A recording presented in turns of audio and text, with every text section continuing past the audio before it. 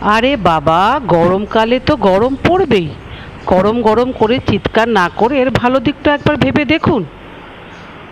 যদি এত সুন্দর রোদ না উঠতো তবে কি আপনি আচার বানিয়ে এইভাবে রোদে দিতে পারতেন? এই সময় কিন্তু আপনি একমাত্র কাঁচা আমটি পাবেন, তাই একদম সময় নষ্ট না করে বাজার থেকে কিনে এনে চটপট বানিয়ে আচার রোদে দিন। আমি এখানে দু রকমের আচার বানিয়েছি, একটা হচ্ছে আম তেল, আরেকটা হচ্ছে মিষ্টি গুড় দিয়ে আচার। আপনারা কীরকম আচার বানালেন সেটা আমাকে কমেন্ট করে জানান, এবং আপনাদের কোন ধরনের আচার ভালো লাগে সেটাও আমাকে জানান।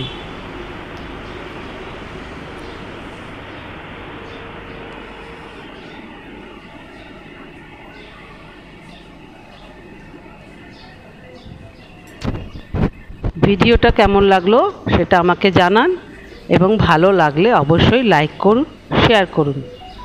তাড়াতাড়ি করুন, সময় নষ্ট করবেন না।